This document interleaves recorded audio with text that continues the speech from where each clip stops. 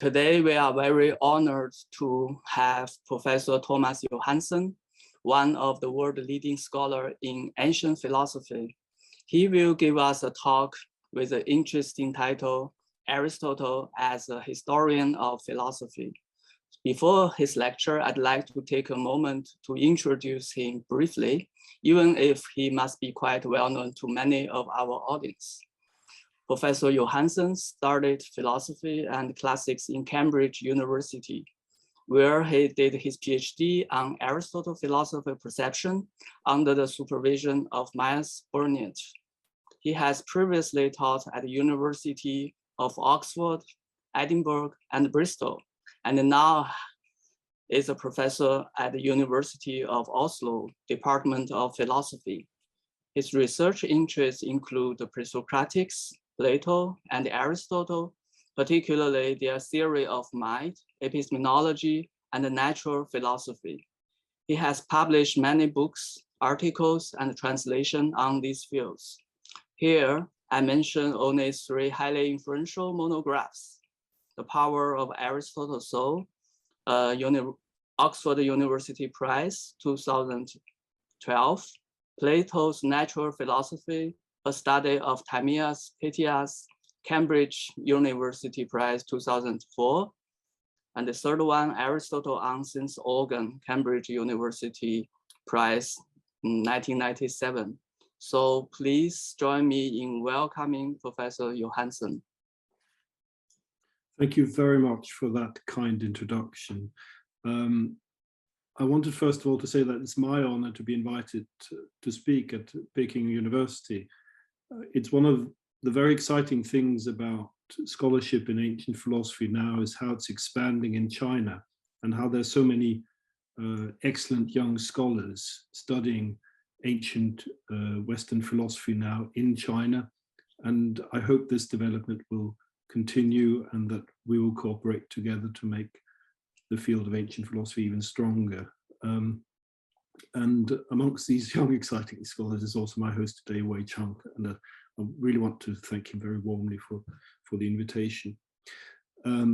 So I'm going to be talking about Aristotle as a historian of philosophy today, but my focus will be somewhat particular on a text in Aristotle's Metaphysics, Book 1, which has attracted a lot of attention and has often been the target of critics, people who have thought that, particularly in this text, Aristotle shows himself to be either no historian of philosophy at all, and that's a view you get as expressed by Harold Chernis sometimes, and particularly by his student, John McDermott, who wrote a long study on Theophrastus as a historian of philosophy.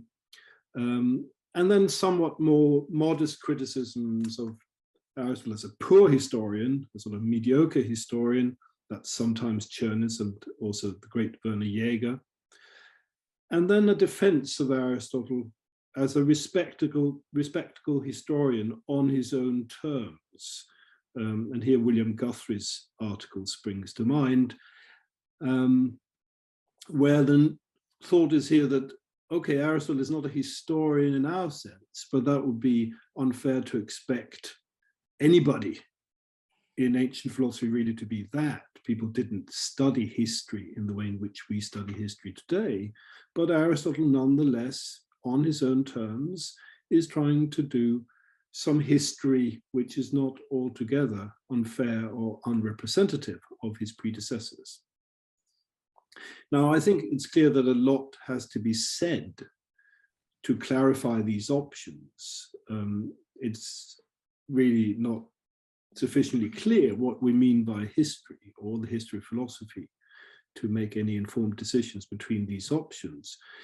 What I'm going to try and do today is a somewhat different take on it, which is to ask the question, what sort of history, if any, does Aristotle himself have to pursue to achieve the aims that he sets himself? Or put differently, how does Aristotle have to practice history of philosophy in order to be successful on his own terms? And the reason why I put it like that is that I think it's often too readily or too easily assumed that Aristotle's purposes as a philosopher can be served even if he's not paying particular attention to what his predecessors actually thought or wrote. And as I shall try to show, in contrast, Aristotle's accounts of his predecessors do need to meet certain conditions of historicity. That's to say, Aristotle has himself to try to represent what these people actually said in order for him to be successful in what he's trying to do on his own terms. Now, in a sense, this says nothing about, even if I'm right about this, it says nothing about whether we can trust Aristotle. So Aristotle could, with the best of intentions, actually really miss what the predecessors were trying to say, but that wouldn't be because he didn't want to or didn't try. Let me just ask if you can see my hand up. I think you're right now. I hope you're right. If not, let me know. So this is Chern is writing about Aristotle, saying Aristotle is not in any of the works we have attempting to give a historical account of earlier philosophy. He's using these theories as interlocutors in the artificial debates which he sets up to lead inevitably to his own solutions. So that's really my target. I think Aristotle is not trying to do that. He's trying to do history of philosophy in some sense. And if he doesn't do that, he's going to be failing in his own terms. Right. As I said, I'm going to be focusing on Metaphysics, Book 1, and in particular, Chapter 3.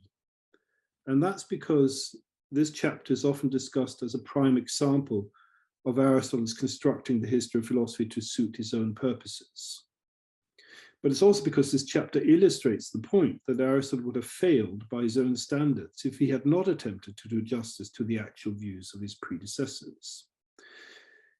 Now, it's tempting to jump straight to this chapter, 1.3, where Aristotle begins his historical survey.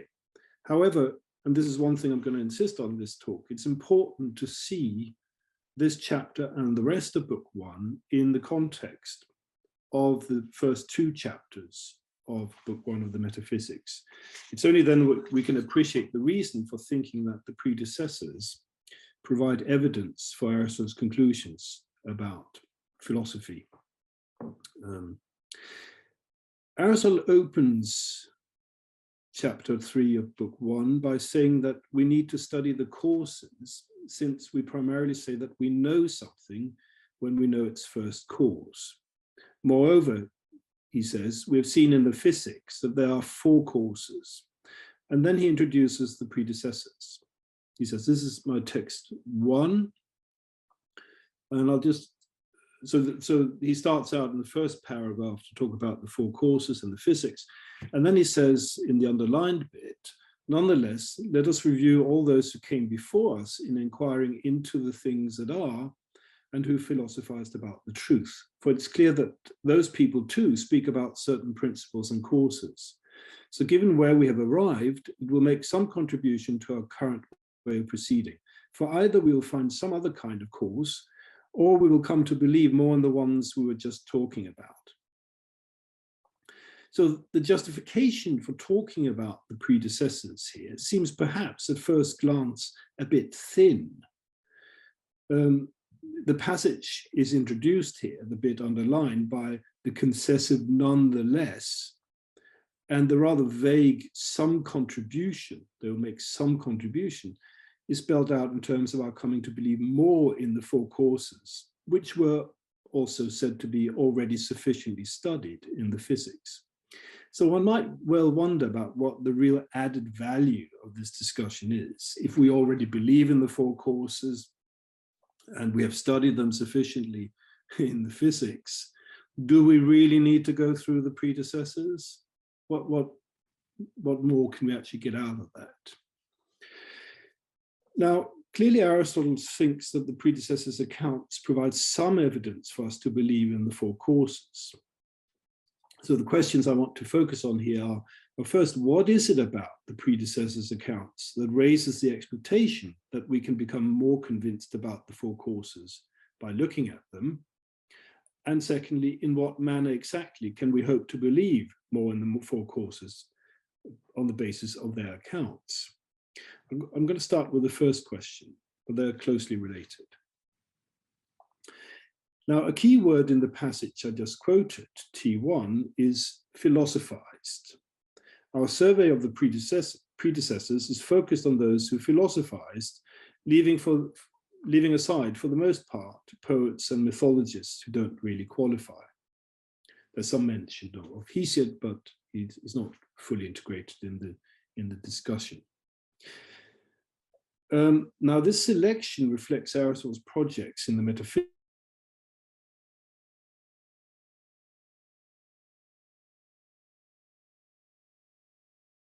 wisdom, the highest kind of knowledge. The thinkers who are included in the survey are those who appear to have said something, not just about courses, but about the first courses of everything. And this point is emphasized by Aristotle's repeated use of principle, arche, alongside courses throughout chapter 3. Now, it's often objected that Aristotle assumes that his predecessors should have had an interest in the four courses as Aristotle conceives them, or perhaps less strongly that the predecessors were trying to think about courses in a way it takes an Aristotle to properly articulate. There's clearly some truth to this. Aristotle says that the predecessors fumblingly, tentatively, tried to identify several of the four courses. And he also says in chapter 3 that they were gradually forced by the subject matter itself to attempt to articulate the four courses. However, Aristotle's claims here are not assumptions as much as conclusions drawn from his argument, which rests on two pillars. The first argument is that of chapters 1 to 2,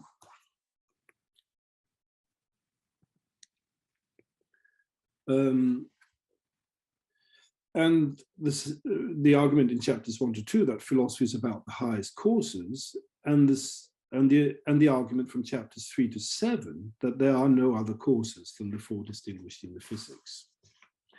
So the first two chapters characterize human cognitive behavior in the broadest possible terms as directed at knowledge of courses. All humans desire to know, as we're famously told in the first sentence of the Metaphysics. And we see this desire to know demonstrated in our natural progression from perception to science through memory, experience, technical knowledge. One stage leading to the next, culminating, if we're successful, in the knowledge of first courses or wisdom, Sophia. That the predecessors in their philosophical endeavors were aiming at knowledge of first courses follows then from this argument about human cognition in chapters 1 to 2. It's of course possible to reject the argument, but this would require refuting Aristotle's teleological conception of the relationship between our cognitive powers. When Aristotle considers in chapters 3 to 7 what courses his predecessors acknowledge, this investigation is directed at which courses they would have mentioned in reply to this question, which are the first courses that would satisfy the basic desire for knowledge. For as chapters 1 to 2 have shown, it is built into the very notion of knowledge that knowledge is of courses, and the highest knowledge is knowledge of the first courses or principles. That the predecessors are trying to articulate the basic courses of everything is built into Aristotle's view of human cognition then. That they're trying to articulate one or more of the four courses is based on an argument to show that their causal answers refer to those four courses and no others. Chapters 3 to 7 argue that there are no other candidates than the four courses. The basic argument is then served not so much by showing that each of the predecessors subscribed to this or that cause, but rather that they collectively did not point to any cause other than those which can be articulated or understood in terms of the four. Since none of these philosophers, and these are the only philosophers of importance, identified something that cannot be understood as an attempt to articulate one or other of the four causes, we can proceed in the rest of the metaphysics after book one on the basis that the principles of what is are to be found amongst those four. We have not thereby answered the question exactly what those four causes are, let alone the relations of priority, which of the four causes is first and why and how, thereby. We have not addressed that in book one. Now, if Aristotle's main concern was indeed to project his own theory of the four causes onto his predecessors, that would be a major omission. But that's not what he's trying to do. He's trying just to establish that there are these four causes and nothing the predecessors say point to any other causes than those four. Now, some scholars might still insist that this description that I've given of what's going on exactly highlights Aristotle's illicit assumption that his four causes were at the center of the previous philosophers' concerns. But the point is rather to say that there's nothing in what the philosophers were talking about insofar as they identified first principles that cannot be articulated in terms of the four causes. And so they have offered no competitors to these four. This is consistent with the previous philosophers having all sorts of other explanatory concerns and ways of talking about causes. What Aristotle is saying then is that their theorizing deals with nothing that cannot be captured by his own four causes, and of course better captured, Aristotle would say, but that doesn't exclude them having all sorts of other concerns, as indeed they do have. Now, the predecessors successfully having referred to the four causes is then a minimal condition of the success of Aristotle's historical survey.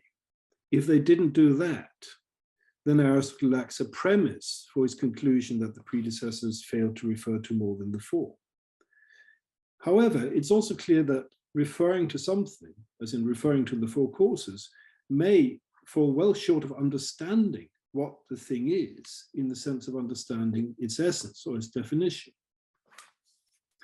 This difference is also suggested by Aristotle's claim that they did not identify several of the causes properly.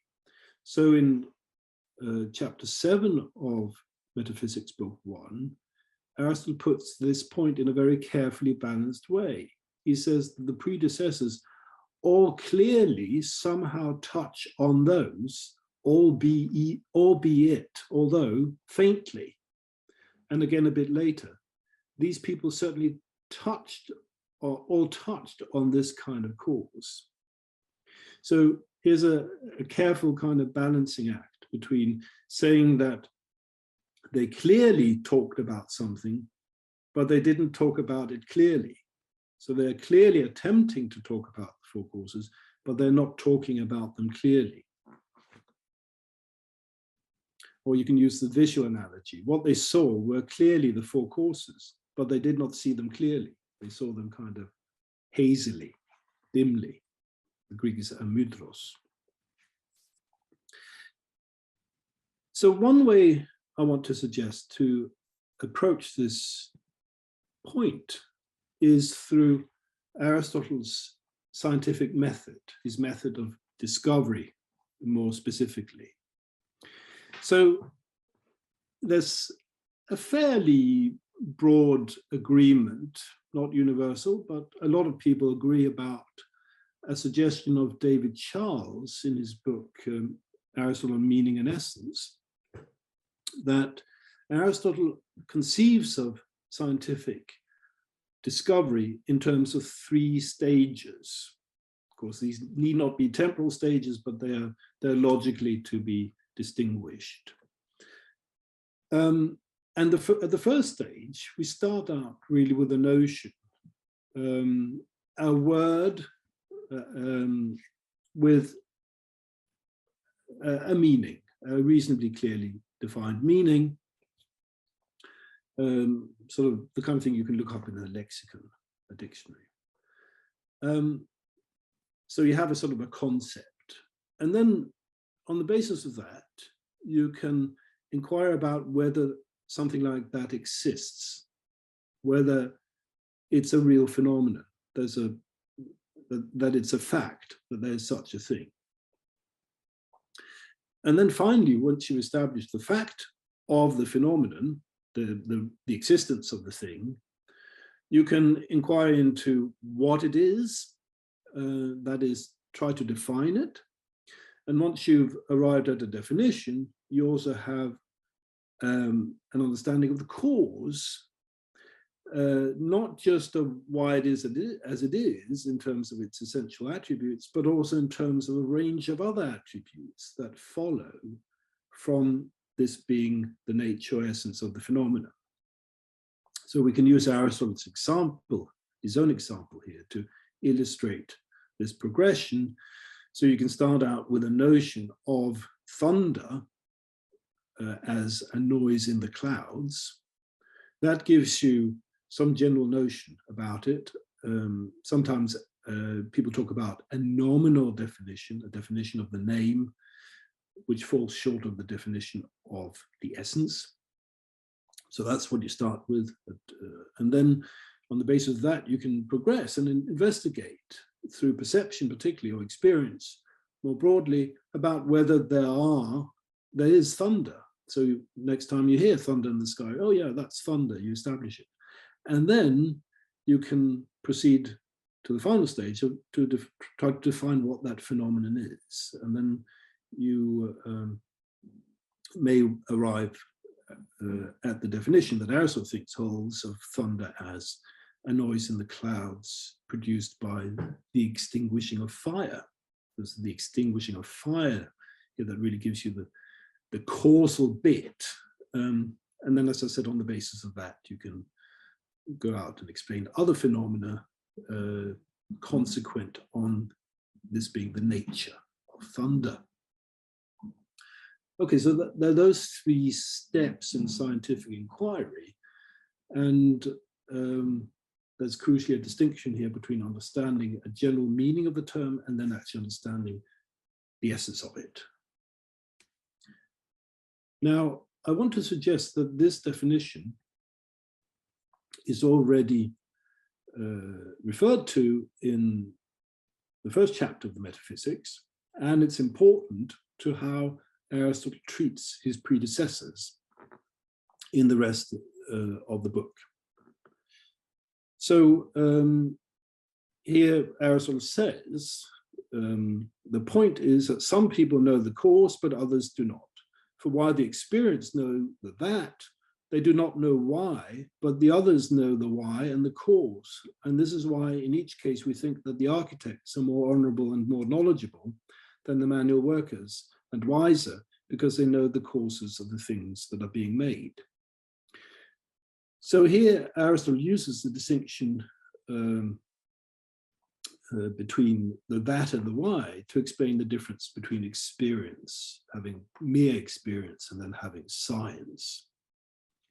Before that, he's given the example of a medical doctor who knows the why, the cause of the disease, and then the merely experienced person who has experience of this medicine helping this patient on that occasion, and the same medicine helping another one on another occasion, but not grasping the cause, what it is about medicine that actually causes the recovery to health in the patient.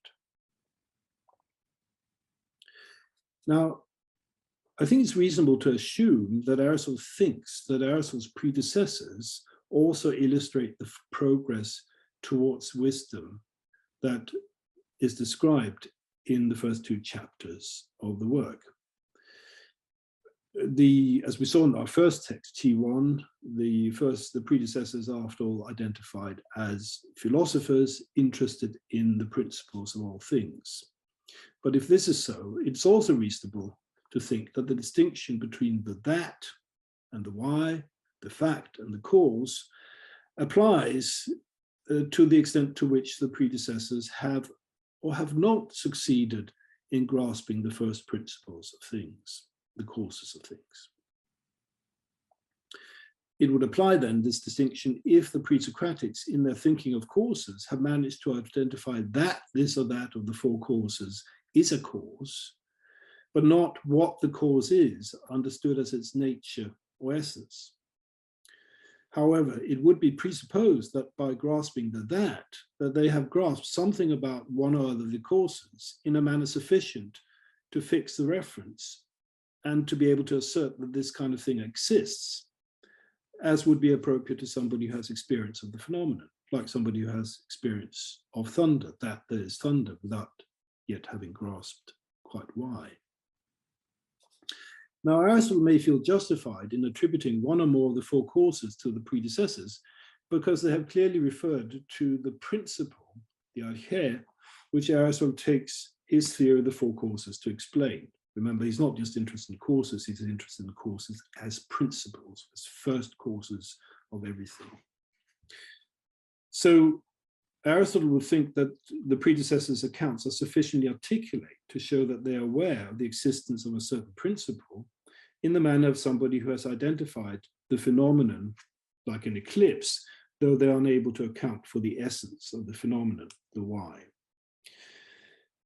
So one might ask if that's right, if that suggestion is correct, what would correspond in Aristotle's presentation of the first principles, of the first philosophers, to having a sort of a nominal grasp of principle, some sort of common grasp of the meaning of the term, though not yet sufficient to having a grasp of the cause of the why, what the definition of a principle is.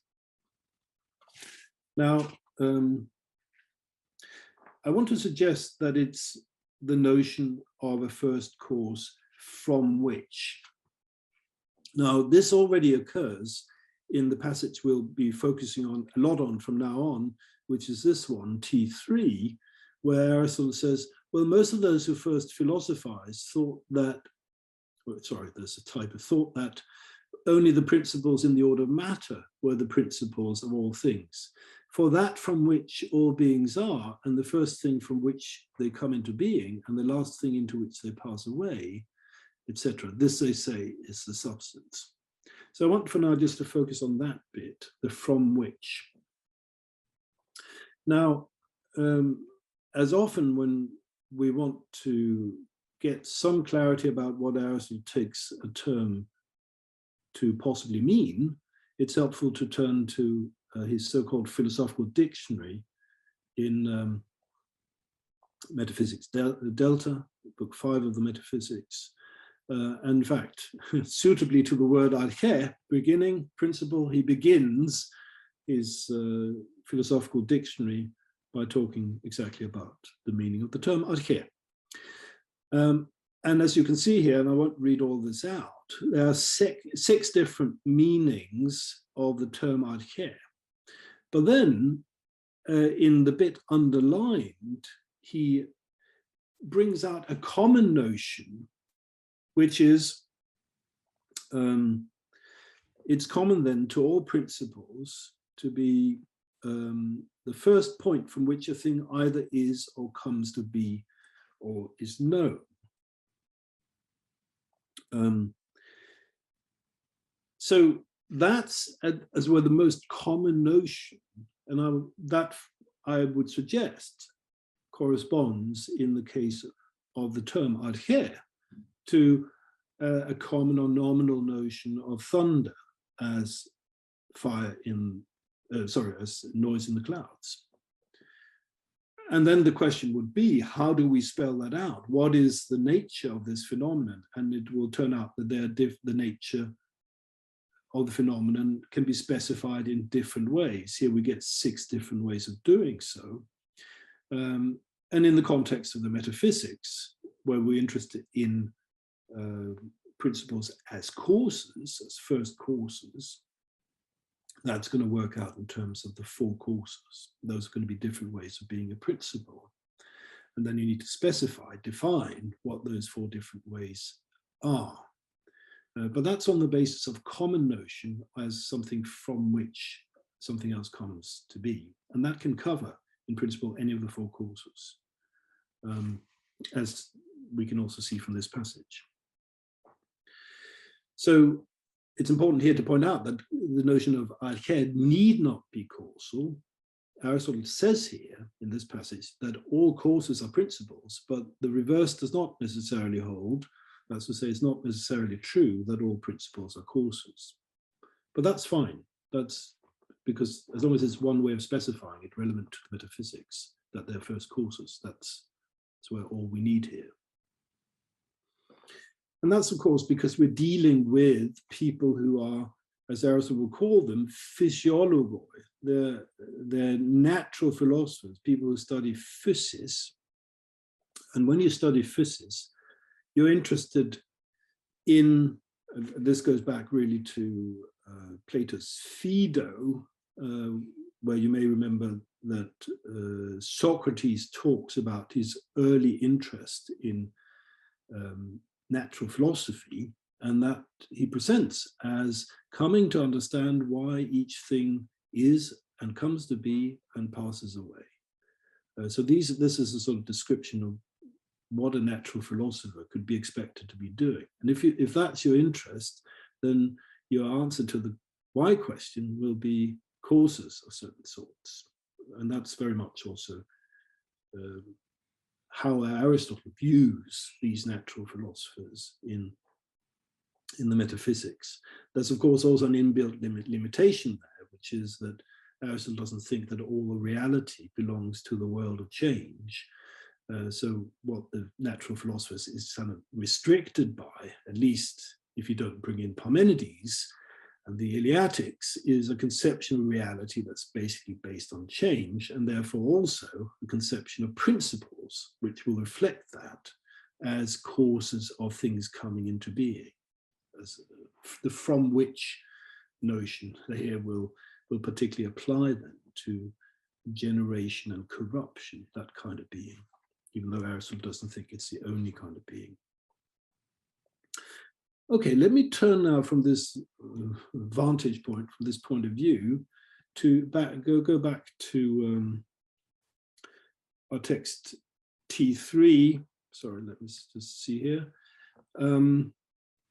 So what I've suggested is that the first philosophers held the first principle to be that from which all things came to be. And Aristotle says here that they take this to be in the order of matter. Now, it's easy to think that that very clearly pins a notion of the material cause, Aristotle's material cause, onto the first philosophers, and has often been taken like that, particularly by these people like Chernys, who are very critical of Aristotle as his historian. But it's important to point out that Aristotle's term here is actually in the order of matter, which is not as clear-cut as saying the material cause. It's consistent with thinking of this as something material. So their first principle is something material, and it clearly is, as water and air and so on. But it's not thereby said that they take the first cause to be working in the manner of Aristotle's material cause, or at least not that they have done that in a way that exclusively refers to Aristotle's material cause. I don't think Aristotle is saying that. He's just saying that they've got some matter here that they take to be the first principle from which things arise. It's, of course, part of Aristotle's vision that that corresponds to his own material cause, but that's not what he's attributing to the predecessors. I'll come back to that point shortly. And this is a lot to do with the lack of specificity in the key clause from which. It's used variably in chapter 3 between what looks like Aristotle's material cause and what looks like his efficient cause. So in our next text, Aristotle is talking about the first of the natural philosophers, Thales.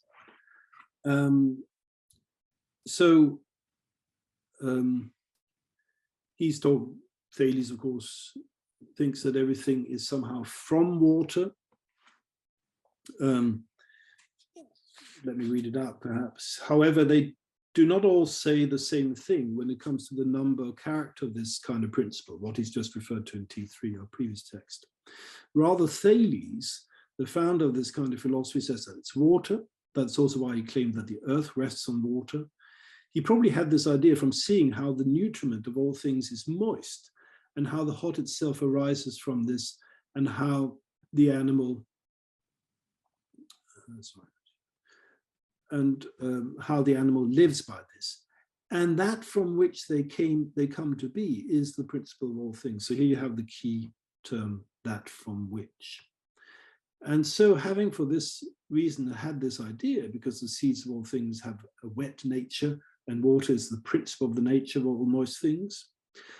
There are some who think that the very ancient thinkers who are much before the current generation and the first to account for God also conceived of nature in this way, for they made Okeanos and Tethys the fathers for coming into being, and water the object by which the gods swear, what is called Styx by them. For the oldest is the most honorable, while the most honorable is what is sworn by. If then this view happens to be some original and ancient view about nature, it's like to be unclear. Thales, however, is said to have made claims about the first cause in this manner. Okay, so that's the description of the very first philosophers, centered on Thales, ascribing to Thales' water a range of different functions. And I think just looking at this, it's pretty obvious that Thales could not possibly just be talking about what Aristotle understands as the material cause, the stuff out of which something's made. I mean, just look at the example of the earth resting on water. The point is not that the earth is made out of water. The point is that the water supports the earth. And that is ascribing some sort of efficient causality to the water. Similarly, you might think in nutrition.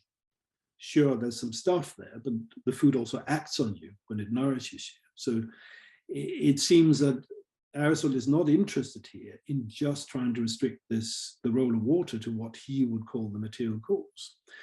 And the point here about from which is that it's exactly vague enough, broad enough to be able to cover both the material cause and the efficient cause. But they're not clearly distinguished in Thales' account. And that's exactly Aristotle's point when he says that these people were fumbling around trying to identify the causes, but not quite doing it.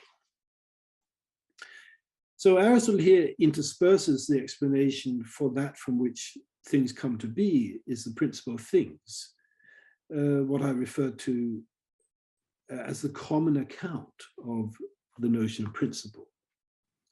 As we read on in chapter 3, in a text I'll come to in a second, Aristotle moves from those who had focused on the material principle to those who seemed more clearly to have recognized the need for the efficient cause.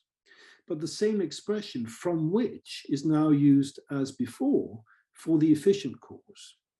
While it's unclear that Aristotle wants to use the term to point to his own efficient cause, the continued use of the term still underlines Aristotle's recognition of the vagueness in the common notion of arché, principle, as the first point from which. We see exactly here illustrated in Aristotle's own vocabulary the tentativeness of the ascription of these distinctions to the predecessors. We are outlining the territory of the principles in the predecessors without ascribing clear boundaries between the four causes, between the efficient and the material cause, for example. Aristotle is consistent with his aim here to establish that about the four causes as principles by not ascribing greater determinacy than warranted, not ascribing a specific conception of the nature of each of the four causes to the predecessors, while still showing how they pointed to those four causes. The common account of arché, I've suggested, works in the manner of a sort of nominal definition, in the manner of the common account of thunder, helping to fix the extension of the first principles as one or other of the four causes, but with no implication that the predecessors have thereby fully defined any of these causes. So while they talk of some matter like water, and they say that it's from which all things come to be, there's no clear demarcation between the from which in the sense of a material cause and the from which in the sense of the efficient cause, as Aristotle would understand these. This way of understanding Aristotle's use of the predecessors methodologically has two advantages. One is that it explains the duality we noted in Aristotle's descriptions. They have identified the principles, but they have an unclear notion of what they are. This corresponds to the distinction between, on the one hand, having grasped something of the phenomenon sufficient to fix the reference, and on the other, having grasped the account of what it is, its essence. The second advantage is that this account gives Aristotle a justification for involving the predecessors in his metaphysical inquiry, which is roughly in line, as I've suggested, with his general scientific procedure of discovery. Aristotle is on this view not just surveying his predecessors to show their inadequacies, he's proceeding in a manner recognizable from his scientific theory by establishing and circumscribing the phenomenon, the four causes, which is to be explained in relation to the goal of first philosophy. That is, grasping the causes that are to be understood as the most basic and explanatory in relation to all that there is. Book 1 on this reading fixes the domain of what is to be explained in the metaphysics, the first causes of being. At the end of the chapter, Aristotle refers to the predecessors as witnesses. He uses the term from the law court, witnesses for the causes having been properly identified and counted. Sorry, it's at the end of the book, at the end of book 1, not at the end of the chapter, at the end of the book 1.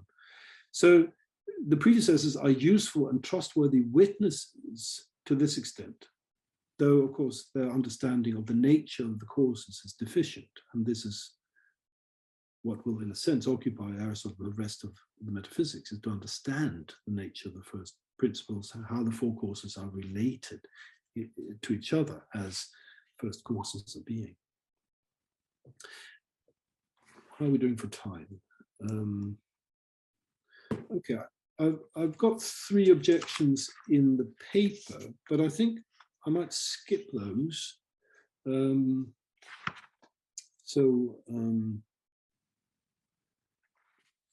Well, at least I'll skip the first 2. And yeah, so I'll skip a page in the paper now. And consider the third concern. And that is that by ascribing something like the grasp of the fact of the four principles to the predecessors, we're giving him too much credit. We're giving them too much credit by Aristotle's standards. Particularly, we might say that grasping that involves something of grasping the thing itself. So in the case of thunder, you remember that the nominal definition, what we started out with in terms of understanding the meaning of the term, was noise in the clouds. But that, in fact, represents something of the essence of the phenomenon, because when we get the full definition of thunder, it is noise in the clouds produced by the extinguishing of fire. So we've sort of grasped a bit of the essence there.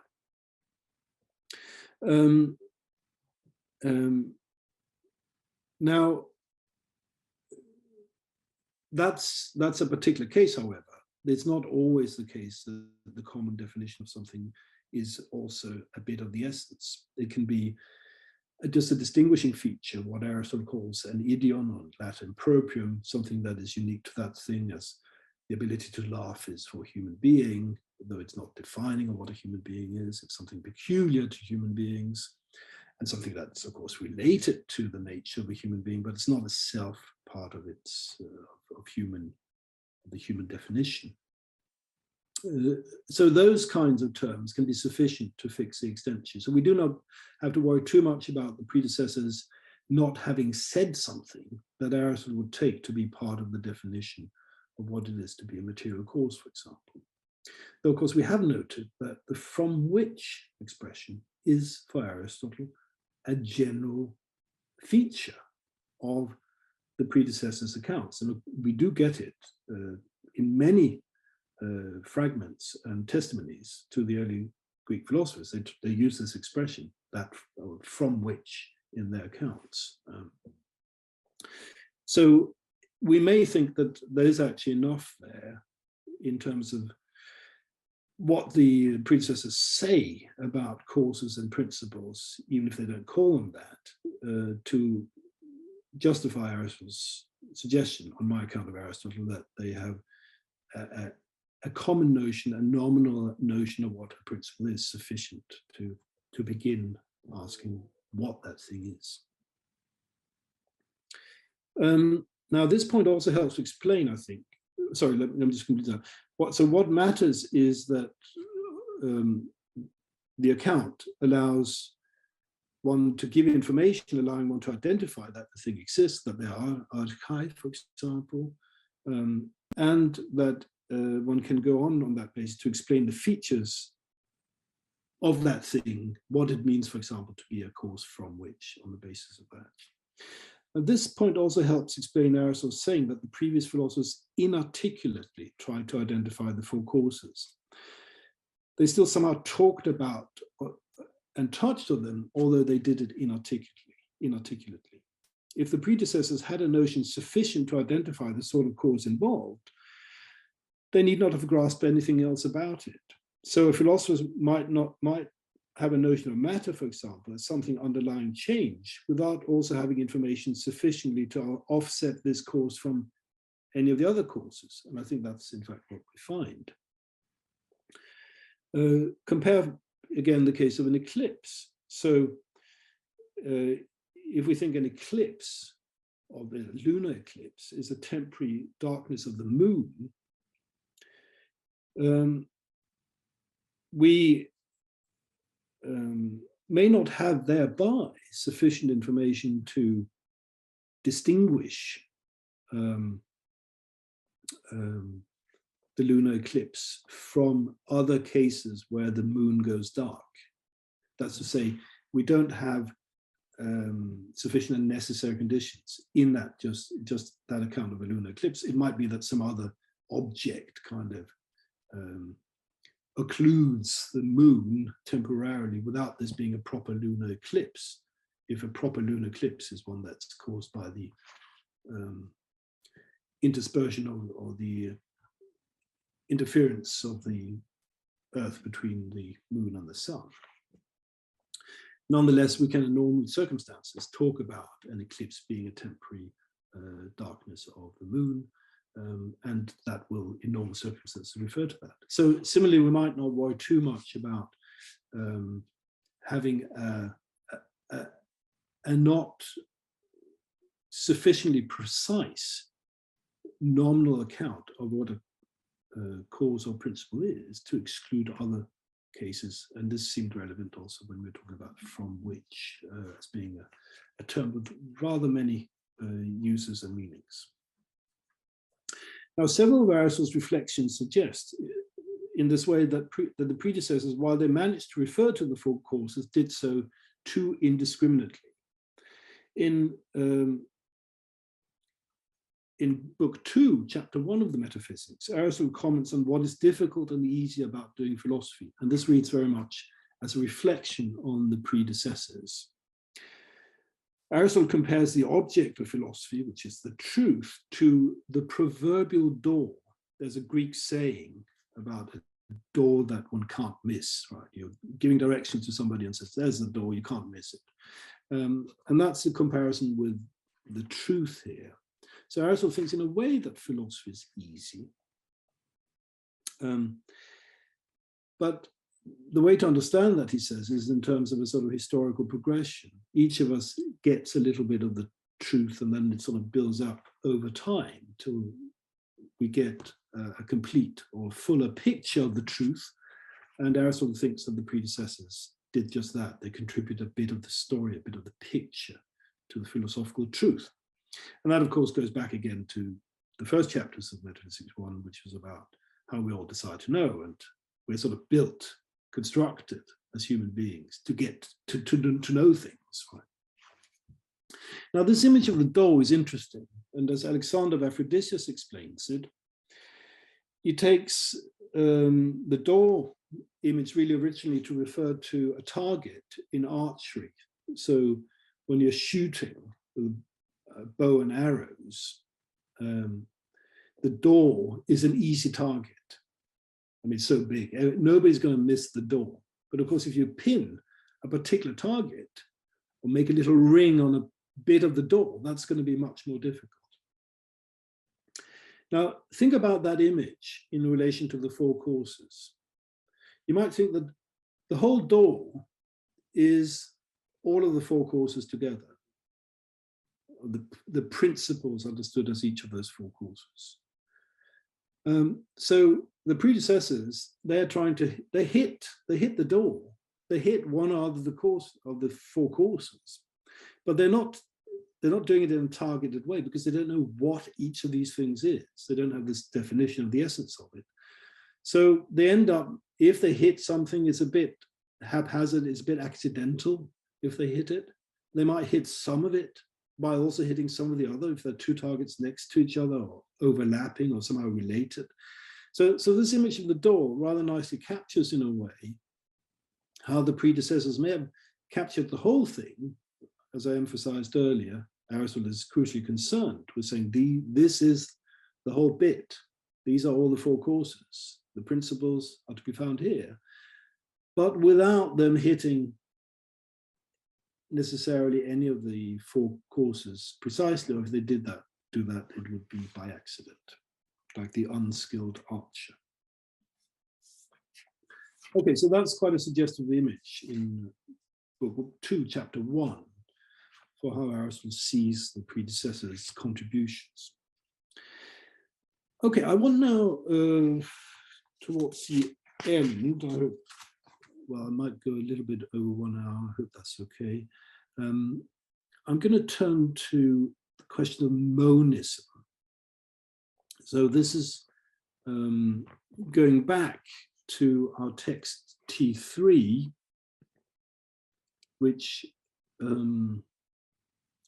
has been analyzed a lot, as I said, from the point of view of criticizing Aristotle for the assumptions that he makes about the predecessors, and particularly for his importing Aristotelian notions that do not belong in the context of early Greek philosophy.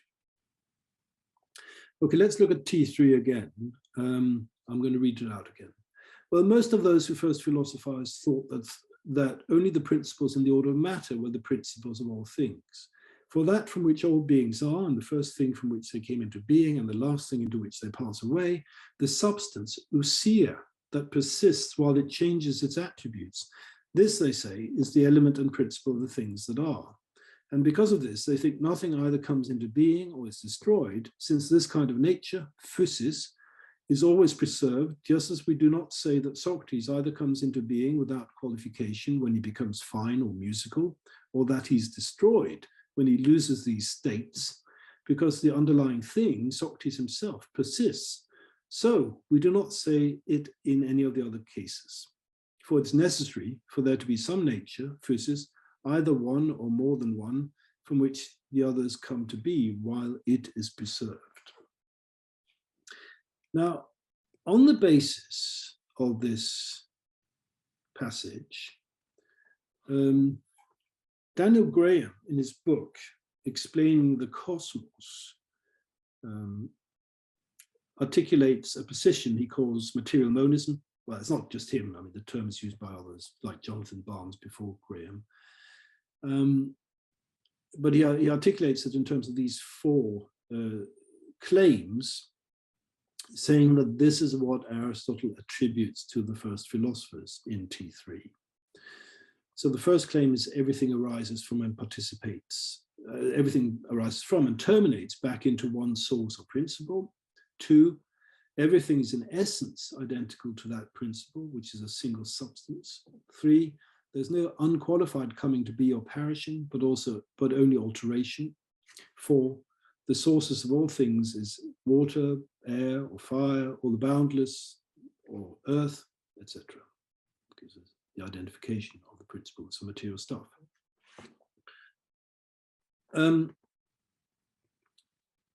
Now, as amongst this cluster of claims, these 4 claims, Graham particularly highlights 2 and 3 as Aristotelian impositions on the earlier philosophers, i.e. claims that don't properly belong in early Greek philosophy. And here, claim 3 is in a sense a consequence of claim 2, because the underlying substance remains throughout the changes cannot be substantial. There can be no coming into being or perishing without qualification, rather only alteration, because the substance remains. Aristotle, of course, thinks that when there is generation and corruption, then that's because a new substance either comes into being or passes away, and this is exactly what is said does not happen.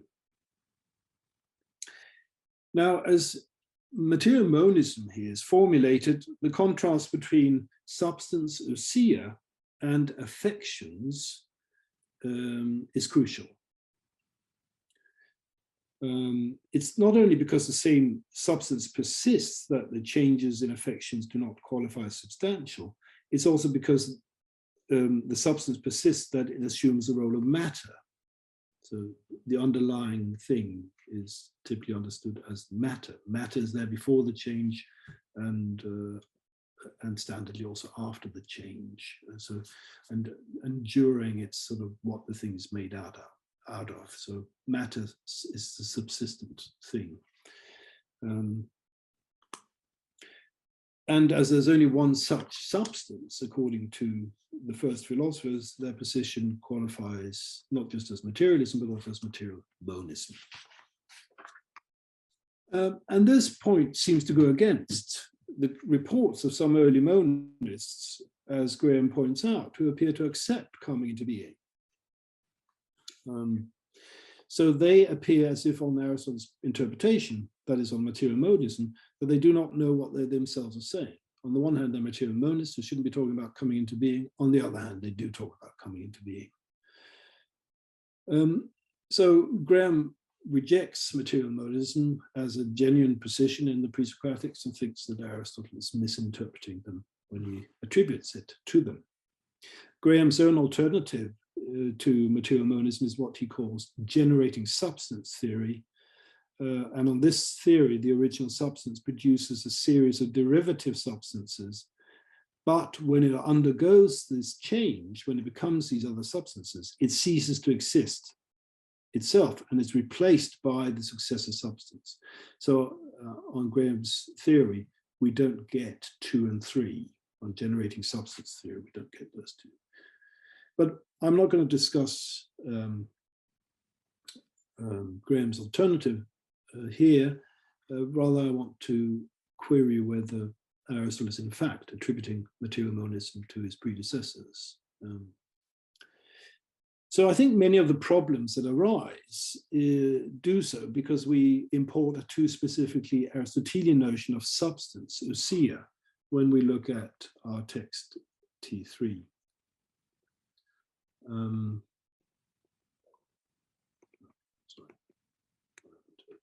There we are. And these problems disappear if we bear in mind a distinction between a notion of substance sufficient to identify the phenomenon and a more strictly determined definition. So Aristotle is not, again, remember this distinction between the that and the why. Aristotle has a technical notion of substance, but he also has a broader notion of substance as being, and we should be careful not to import the stricter notion in this context. Now, Aristotle, of course, also here talks about coming into being. He attributes coming into being to these monists, but he says it's not coming into being without qualification. So there's that has to be respected as well when we talk about them. Now, the question then is, if T3 does not allow for a kind of qualified coming into being, unqualified coming into being, but a kind of qualified coming into being, is this one that would allow other substances to come into being, albeit it's different from the underlying substance, the material. And I want to suggest that that's a genuine possibility. And here we may start by noticing the importance of perspective. It may be that other substances can arise out of the single underlying nature, the underlying substance. And those emergent substances complete their lives, so to speak, they perish and they return to the underlying substance. From the point of view of the emerging substances, then, the things that come out of water, for example, the one underlying nature would continue to count as their matter, which is transformed in the generation of a new entity, let's say an animal.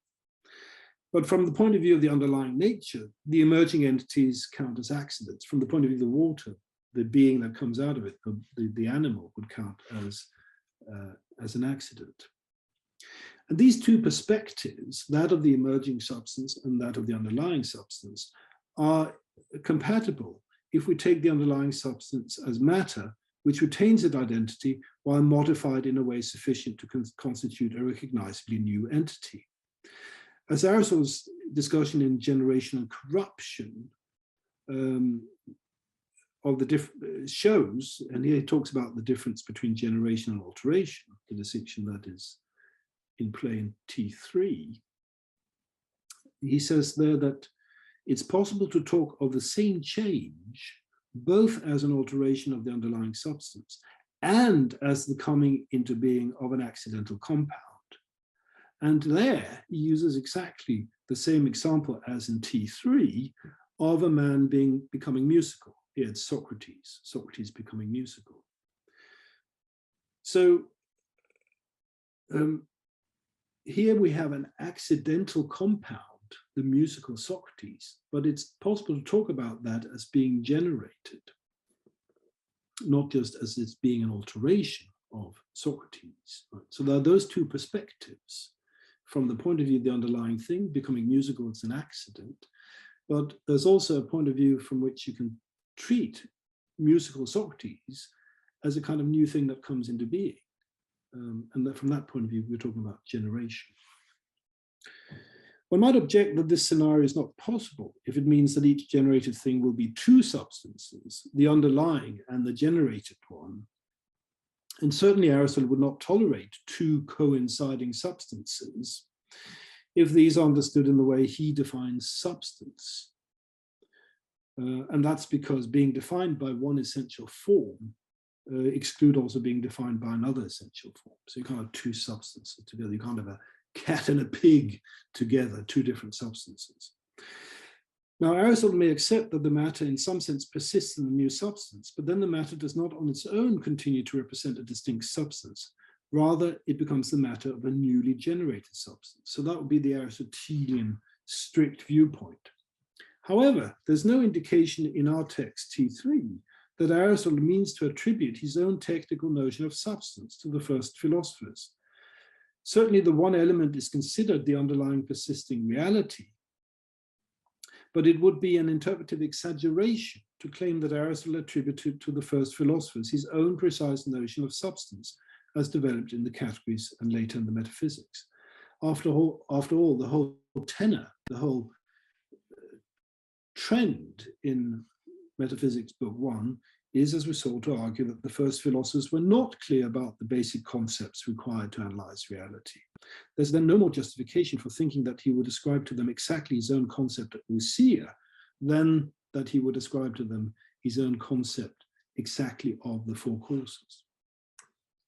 So now I turn to an alternative to the material monism analysis, and that will be in terms of nature. I want to argue now that Aristotle is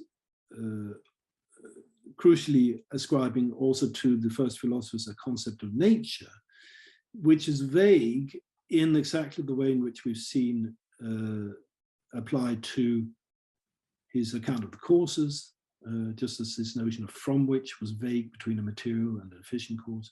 Similarly, his notion of physis allows for a certain kind of vagueness, which makes his analysis of the first philosophers much more plausible than material monism. Okay, so I want to suggest now that the coupling in our text T3 of ousia with physis, nature, is of particular importance in directing us away from a technical Aristotelian notion of ousia towards a more recognizable pre-Aristotelian notion of underlying reality. Material monism, as formulated by Graham, makes no mention of nature, yet it is as nature that the underlying substance is said to generate the other things while it is preserved. And Aristotle repeatedly in the rest of Metaphysics 1-3 couples substance with nature, with physis. This term captures both the notion of an underlying reality, the physis is the true nature of the phenomenon, and the material aspect of it as the continuing subject of transformation, and also the generative aspect. The physis is that from which other things come to be. As Aristotle points out, the word physis can be understood as related to the verb phyro, which means to make, to grow. So it has a generative component. Physis is a generative principle responsible for things coming to be and changing. All of those are part of the concept of physis. Now, of course, again, we can turn to Aristotle's philosophical dictionary, book Delta 5, and he had chapter 4, where he talks about the senses of physis. He says there's physis as the immanent part of a growing thing from which growth first proceeds, the source from the primary movement in each natural object, is present in virtue of what it itself is. That's also a sense of physis. C, the primary material out of which any natural object consists or out of which it is made. And finally, the substance of natural objects. So those were 4 possible takes on physis. Now, if we think that these are, that ousia is to be understood in terms of this, clearly it would be wrong to think that ousia is just the material cause, that out of which, understood narrowly as Aristotle's material cause. It has a lot of different components here, some of which Graham wants to bring out through his own generating substance theory, but also we have the claim here that the physis remains the underlying nature of the thing. That's the physis doesn't disappear when it acquires other attributes, other substances arise out of it.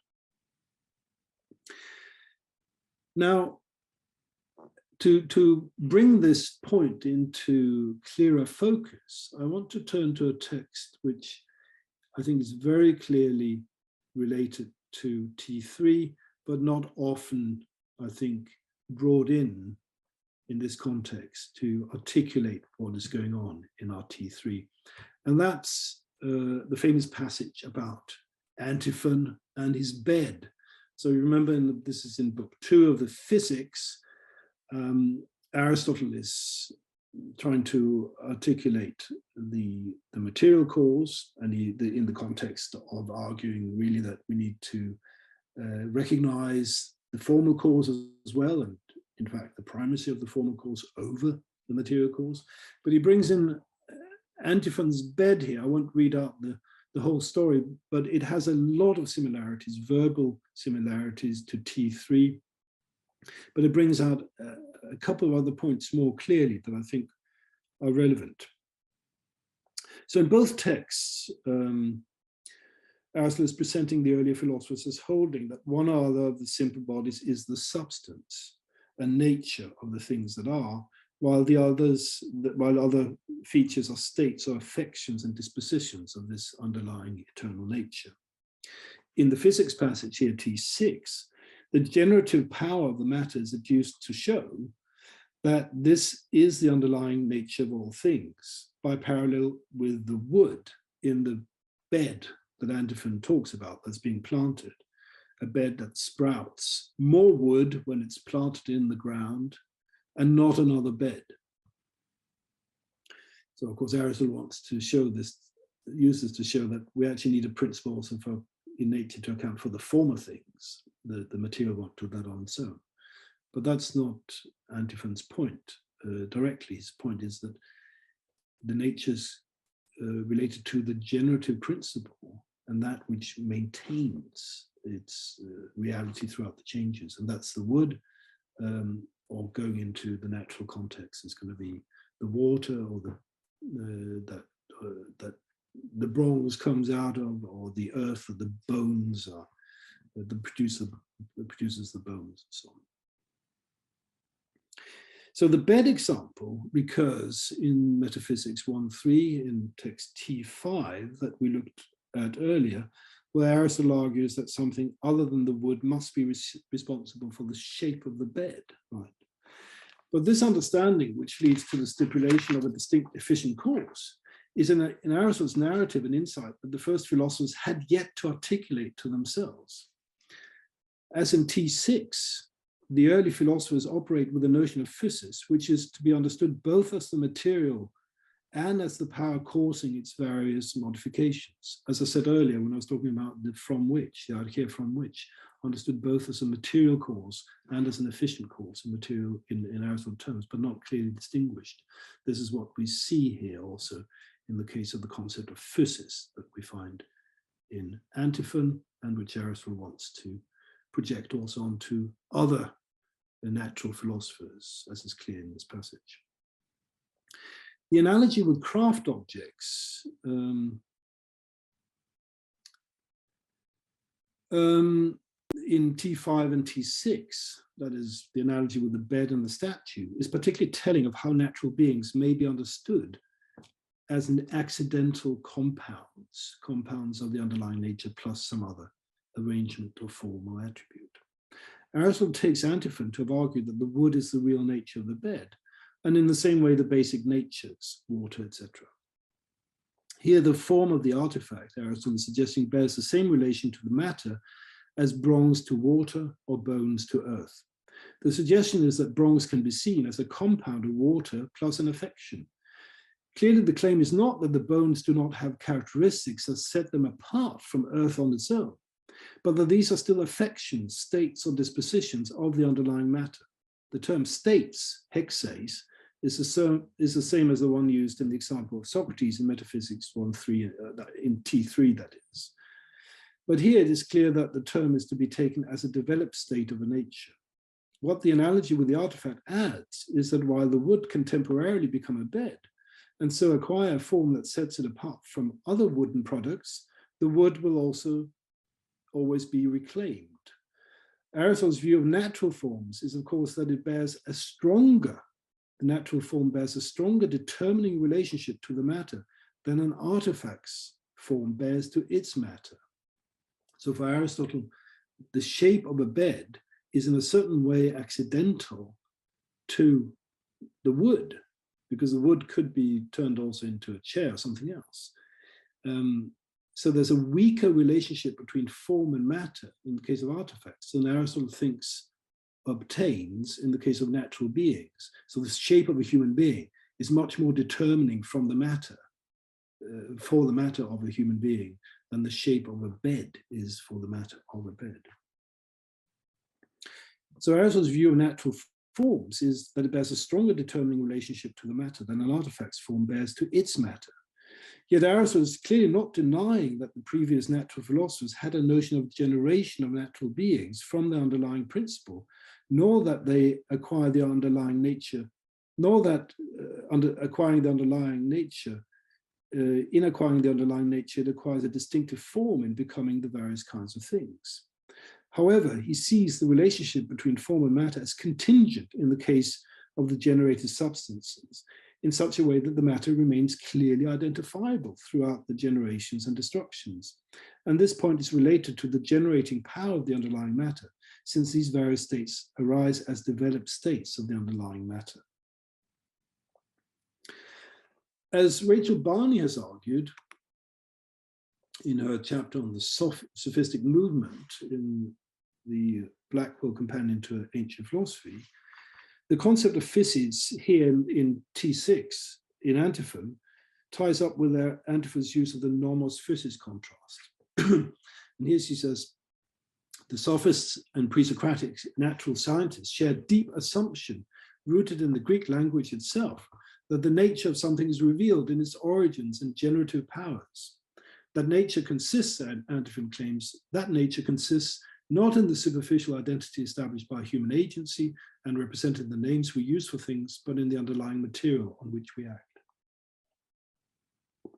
The wood of the bed, for example. Once we focus on physis, in this sense of an underlying generative reality, it's much less clear that we're straying from the authentic pre-Socratic concerns than when we use the strictly Aristotelian notion of ousia. Aristotle's coupling of ousia with physis may be taken to point us exactly to understanding the relationship between the underlying reality and the passing qualities along the lines of the physis-nomos contrast. This view of Aristotle's attribution of nature to the pre-Socratics is also amenable to the understanding of Gerald Nadaf in his account of physis in the pre-Socratics. So Nadaf has a whole book on the Greek concept of nature, which I think, his conclusion, I think, corresponds pretty well with what I've been suggesting about nature in Aristotle's account of the nature, the concept of nature in the pre-Socratics. So what he says here is that physis must be understood dynamically as the real constitution of a thing, as it's realized from beginning to end with all of its properties. This is the meaning one finds nearly every time the term physis is implied in the writings of the pre-Socratics. It's never employed in the sense of something static, although the accent may be on either the physis as origin, the physis as process, or the physis as a result. All three, of course, are comprised in the original meaning of the word physis. So it's both the being of the thing and the development of the thing over time, taken as a whole, really. So Nadav's understanding of physis is closely related to Aristotle's representation of physis in the first philosophers. As Aristotle said in T3 of ousia, it is that from which all beings are, and the first thing from which they come into being, and the last thing in which they pass away. Substitute nature for ousia here, and we have a close match with Nadav's description of nature. If this is the position Aristotle means to ascribe to the first philosophers in Metaphysics 1.3, in text 3, his interpretation is a good deal less restrictive than it is on the material monism reading. So here I've set the material monism reading on one side, and the alternative reading that I want to suggest is on the left-hand side. Specifically, what we need to do is to reject 2 and 3, the problematic statements that also Graham picked up on as a basis for thinking that this was a misrepresentation of the pre-Socratics. So we need to reject 2 and 3 and rephrase them, as I've done here, in terms of the notion of physis. The principle is a single nature physis, or underlying substance of everything. And 3, coming to be in parallel are developments or losses of states, affections, or dispositions of this nature.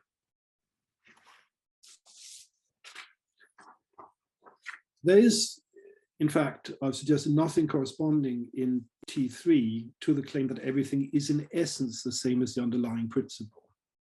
This is Graham's 2. We're not forced to define bronze or bones in the same way, any more than we're forced to define a table and a bed in the same way, just because they're both made out of wood. So 2 seems incorrect in material monism in attributing the same essence to those things. Rather, both are different states of the same matter and will so make reference to the same underlying nature. Nor is it right to say with 3, according to material monism, that there's only alteration. It is just that the coming into being of other things is comparable to the coming into being of an artifact, a new configuration of matter which retains a clear identity through the change.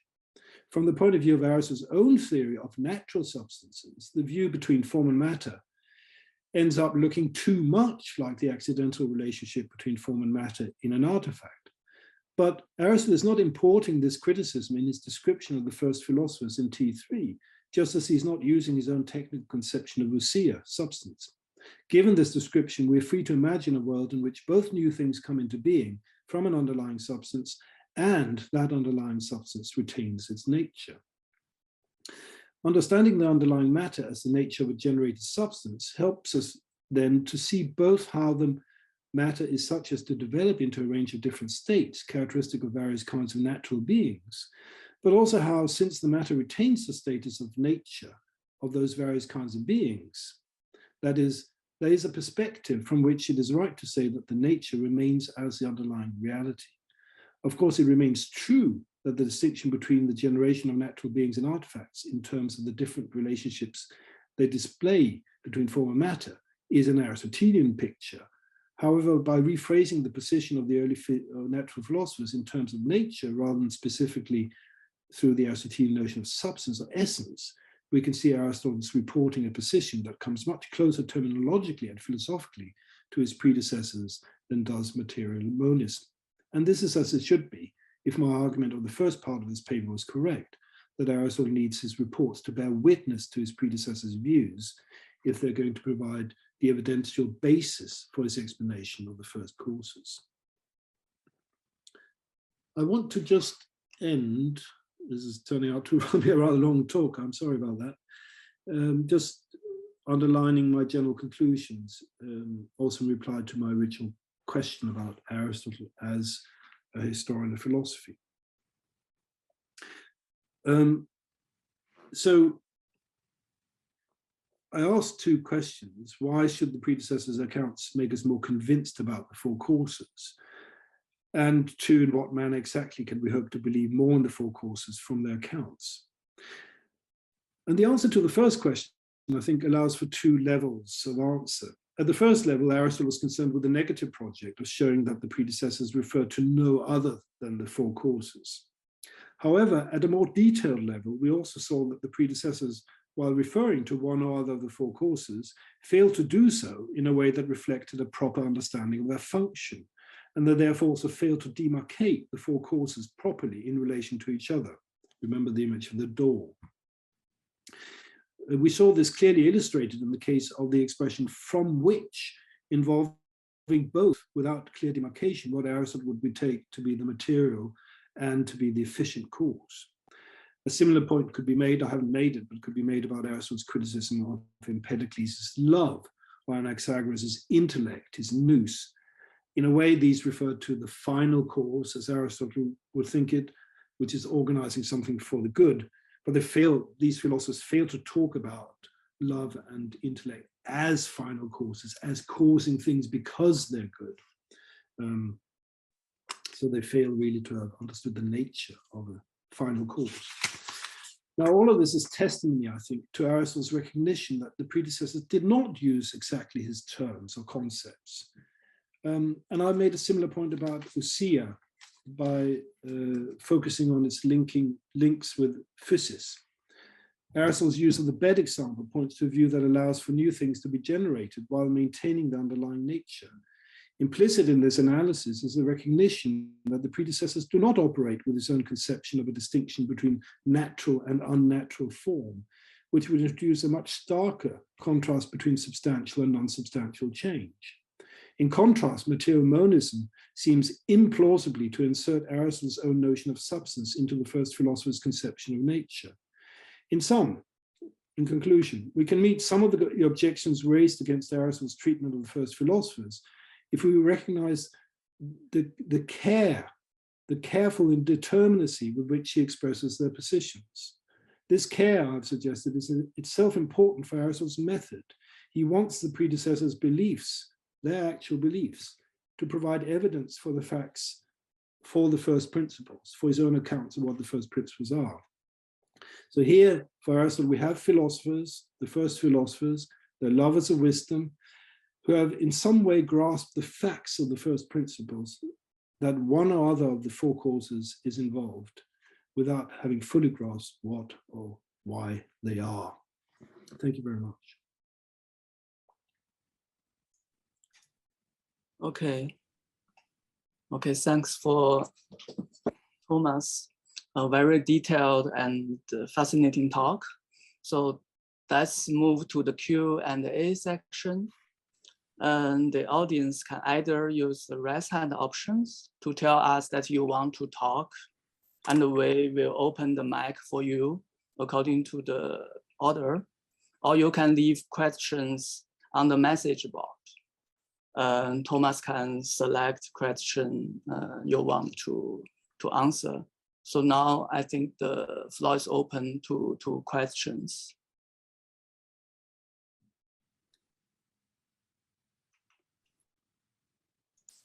Okay, the first one, Liu Wei. Am I too quick? Well, thank you very much, Thomas, for this really fascinating talk. I like especially the second part on the monism part. I think it's very, very persuasive. And I have some couple of questions concerning the first part. You very interestingly put the historian kind of interest of Aristotle into the framework of the scientific method. But my question is concerning that.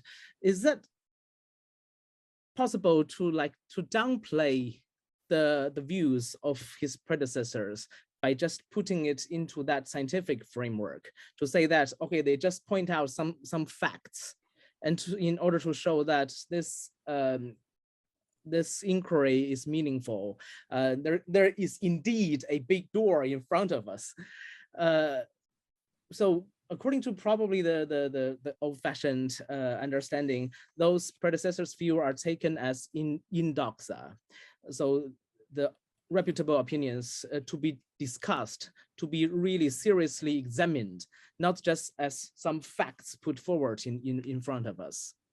So I think that's my main question. Okay, yeah. Thank you very much. Yep.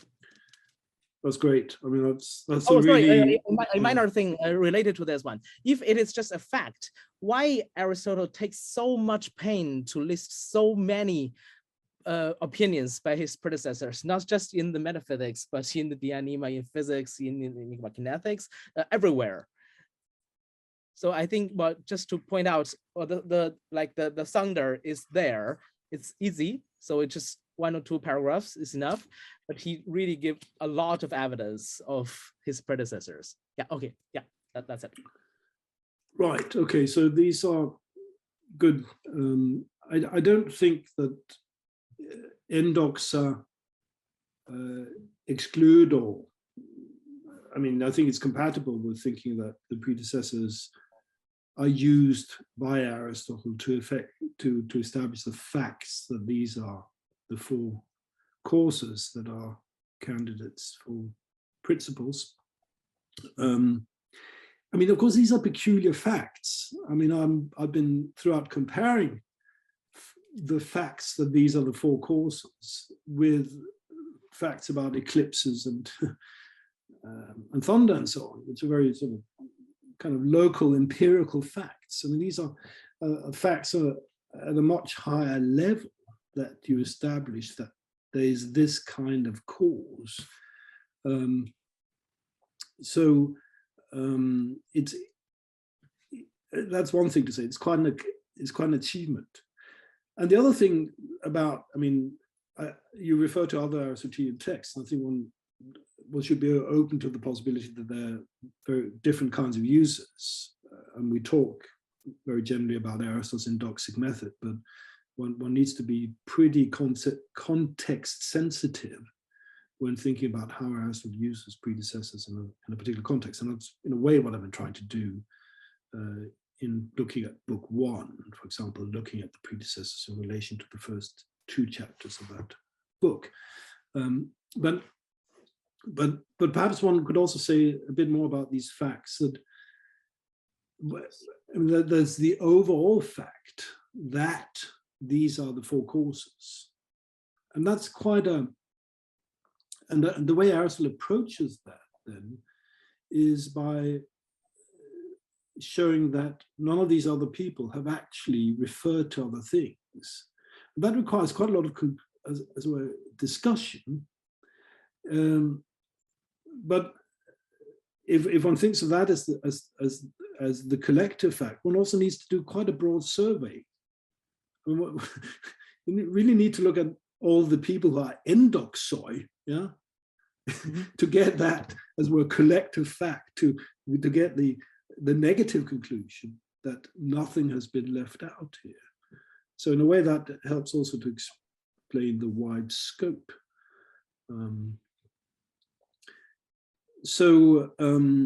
Something else I didn't talk so much about is also, of course, how this leads up to chapters 7 through 9, where you get the criticism. And the way I would understand this to bolster or support my interpretation of this point that Aristotle was interested in establishing the facts about those causes is then to show that this criticism also shows how they haven't actually grasped the nature of those causes, the why bit. Yeah. Okay, thank you very much. Can I have a very quick follow-up? Just one thing. Is that true according to your interpretation? Actually, Aristotle doesn't really have a serious interest in history itself. So all the historical parts actually serve his general scientific theory. Can we say that? No, I wanted to go against that to the extent that I think that Aristotle is interested in what people believe. So what I was trying to bring out in the first 2 chapters was that we all decide to know, of course. Philosophers do that perhaps even more than the rest of us, but we all decide to do it, and it's built into our nature in a way to go through cognitive stages that lead to the grasping of the first principles. So people often talk about Aristotle's epistemological optimism, and how this is grounded in a view about human nature. And this we see, of course, articulated in chapter 1 of the Metaphysics. So the thought would be that we actually, I mean, if we didn't listen to what people had thought about this, how they had tried to identify the first causes, then that bit would lose its evidential status. I mean, this is sort of a general point about endoxa as well, isn't it? So I do think Aristotle is interested in what people actually thought, and he has to be interested. Okay, thank you very much. Okay, the next one, Zhen Zhonghua.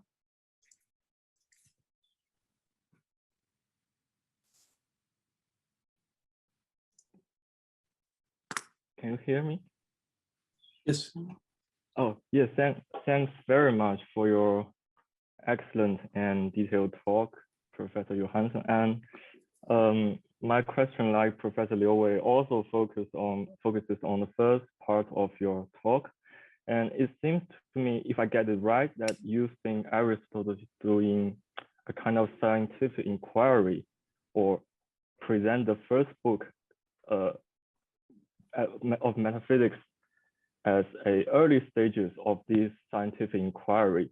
So you think that Aristotle is drawing his predecessor's opinions about principles to provide information for the fact.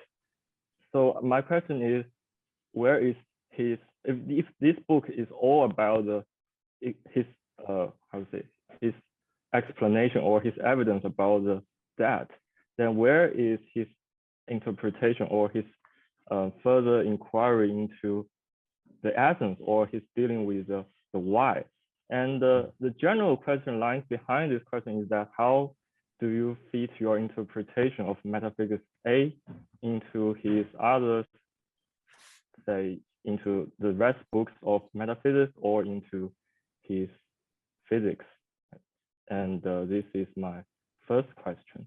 And my second question is that it seems to me that you gives a parallel structure of the different philosophers Aristotle deal with in metaphysics A. You think that, for example, sailors that does not well, you present excellent explanation of material monism about sailors about efficient cause and material cause. They can distinguish or demark to these two. And you mentioned at the end of your concluding part that Anaxagoras, they cannot say, well, they can demarcate final cause well. And but there is a certain sense that Aristotle mentions two compulsions in chapter 3 of the book 1. So this seems to me that there is a certain organizational structure or perhaps ascending structure to final cause in let's just say in chapter 3. So but according to your interpretation that all these predecessors just fail to present each of the causes, so they're kind of parallel, but they are I think but according to the text of Aristotle's own, there is kind of ascending. If I hope I get myself understood, and that's my second question. And thank you. Good. Excellent questions. I mean, particularly the first one is, of course, very comprehensive. If you're asking about the place of the why or the what, the definition of the causes, and you're right, that raises the expectation. I think I actually said that myself, that this is to be sorted out in the rest of the metaphysics somehow. So I think some of this will come out in terms of the criticism in chapters 7 and 9, where particularly 8 and 9, rather, 8, where Aristotle talks about the first philosophers, Pythagoreans, and moves on 9 to Platonists in particular, where a lot of this will show how they misunderstood those causes. Take Plato then. I mean, he's actually misunderstood how the form can work as a cause. That leaves us in a way in an aporetic state after book 1. We still haven't understood what the causes are in terms of how probably to understand them. An important aspect of that is that all those 4 causes are to be understood by Aristotle as one package. You cannot understand one form without the other. For example, you can't understand the efficient cause if you haven't understood the formal cause, right? Because efficient causation is a matter of the transference of a form. And you need actually to give causal priority to form if you're going to understand final causation, efficient causation. Now, that means that question about form and matter, not just understood as causes, I mean, that's of course addressed in the physics, but in their relationship to each other as principles of being, of what there is, that question has to be disentangled and addressed. And of course, we know metaphysics zeta, for example, right? How complicated matters become. And here matter and form and the compound are candidates for ousia, and then you want to home in on what really causes the ousia of that thing. And a lot of people say that in some sense it ends up being form. But that all of that has to be worked out, of course. But the explanatory sort of arc that one can trace back to book 1, I think, is just with this basic question about establishing that those are the candidates for principles, for first causes. And then the what, the why issue in a way to be worked out, as complicated as it is in the rest of metaphysics. And we could say many more things about that. We'll use the example of final cause and how that relates to other things, and then trace a line to book lambda, another thing. I mean, this. So I I do like the idea of metaphysics as the science of first courses. I think that's what book 1, chapters 1 to 2 invite us to think, that the metaphysics, first philosophy will be. It will be a science. It meets the criteria of science in some superlative degree, but also it's related to that as a first stage. So that's the picture I want to, as you rightly understood, project onto Aristotle's treatment of the pre-Socratics. So I'm moving quickly, but also quite slowly because it's so big. But and the other thing about, I very much like that question about whether my presentation of the pre-Socratics according to Aristotle is not sort of, as it were, too flat. It's sort of like, okay, they identified this, but didn't quite get it, what it is, and we move on to the next one. And I think you're right, there's a structure, and Aristotle himself highlights that when he says, for example, when he talks about the efficient course, that they are led by the subject matter itself, right? They're guided by reality itself to make a sort of kind of progression. And that progression must somehow correspond also to the stuff in chapter 1 about how our cognitive powers are teleologically geared to finding out the truth, right? So we inquire, we use our cognitive powers, and reality, the matching object, will guide us towards making the relevant discoveries. And there's a sort of, and the efficient cause is where comes out of a certain understanding of what this matter has to do.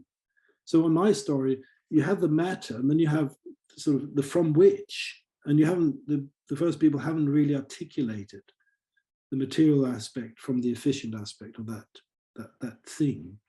And that sort of happens, and it clearly happens, Aristotle thinks, once you get people like Empedocles, because they posit love and strife as another entity, right, to serve this distinct causal function.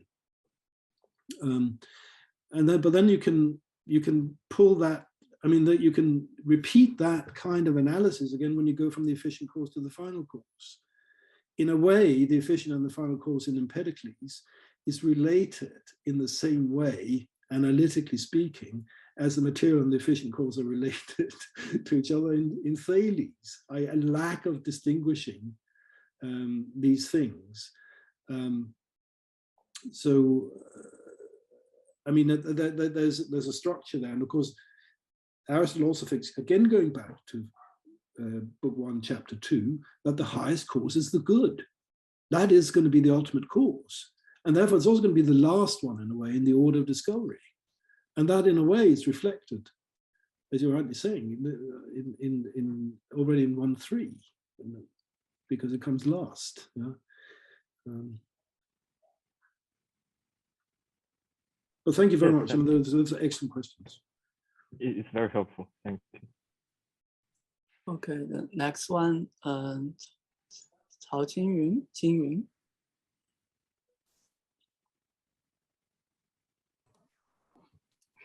Hi, Thomas. Hiya. Thanks for this lecture. I really like your opinion about to say Aristotle's metaphysics is a science of principles, and his overview of the predecessors has positive contributions to his own theory. And my question is about the method of, you say, 3 stages of scientific discovery. And I think when Aristotle goes on in his posterior analytics about the scientific discovery, the nominal definition, the first stage, and the second stage is that the phenomenon exists. And the third one is what the phenomenon is. In the third stage, we get the cause of the phenomenon. For example, got the cause of the thunder and the cause of eclipse. So my question is, what kind of subjects can have nominal definitions? because I'm wondering whether the causes, like Aristotle's 4 causes, can have a nominal definition. And also, I'm thinking that Aristotle might have a scientific explanation in Metaphysics, Book 1. Like he first establishes the 4 causes, and then he uses the 4 causes to explain many phenomena. So has aporia or has difficulties when explaining something, like his predecessors could have the difficulties. So I don't know. So I'm asking the question is whether the scientific discovery procedures is suitable for the discussing or for the investigation of the principles. Yeah, that's a very good question too.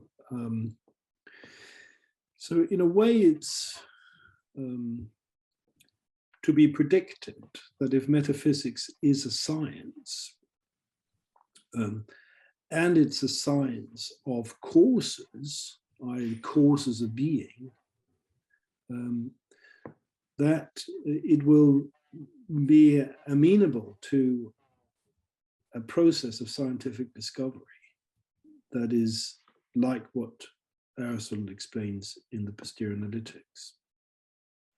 But as you're rightly, I think, suggesting, there might be some peculiar issues to do with having causes of being as a subject matter of a science, which particular issues also to do with defining those terms.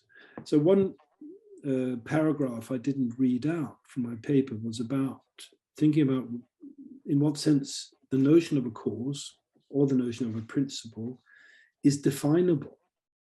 Mm-hmm. Because in a way, when you're looking at things like eclipse, it's not so difficult. You can talk about various kinds of darkness or occlusions and find some sort of specific difference that makes this a lunar eclipse. Just as you can define an animal as a human being as a rational animal, something like that. But now you're talking about terms at such a high level of generality that they do not allow for those kinds of definitions. And if they don't allow for those kinds of essential definitions, are we at all entitled to expect the structure of scientific progress from a nominal definition to an essential definition? Mm-hmm. And that's another way, I think, perhaps to putting your reasonable worry.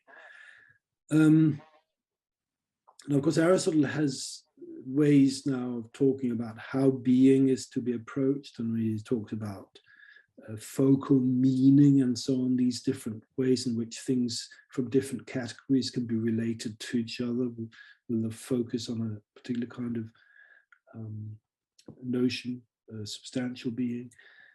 So he's clearly trying to work out ways in which you can do metaphysics, even though the setup is different from how you study things within the particular sciences. Mm-hmm. So I think what that means, and perhaps what you're doing is sort of pointing to something that I didn't make sufficiently clear in my paper, is that I don't actually see the posterior analytics method as something that's just straightforwardly applied to the metaphysics. Mm-hmm. I see it more as a framework of thinking about how you progress from a common vague understanding to something that is a stricter, more scientific understanding. And I wouldn't expect necessarily for this to work out in the same way, given how different metaphysics will have to be as a science, given its extreme generality. But I think the basic structure is there in both cases. Thank you. I think that's promising, like an analogy of the methods. Like a general frame, something. Yeah. Yes. Thank you. So other questions? So perhaps I myself ask a question, which is follow-up question of Lewis, but from another perspective. So I want to ask how, if the achievement of Aristotle's predecessor is to refer to the debt or the nominal account of causes, so whether and how should we make a strict distinction between the physiologoi and the mythologoi? Because Aristotle seems to suggest some mythologoi, theologoi. For example, Hesiod, I think in chapter 4, anticipate the efficient cause. And it seems to me if the achievement of his predecessor is simply to refer to that, to the debt, this is what many theologians seems have to be done in the same direction. But I think in your paper you want to distinguish these two groups more or less strictly. So my question is that whether we should do this and how you want to distinguish these two kinds of group. Yeah, good. I was wondering about that.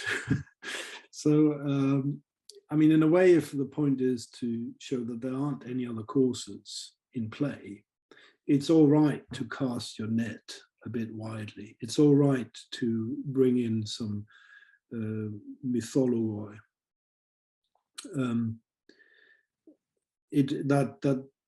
That in a way only strengthens the case. We also have to remember, of course, that there's already a kind of doxographical tradition in play here, partly through Plato, partly through, I mean, remember the Theaetetus, where Homer is linked to Heraclitus and so on, and also through Hippias of Elis.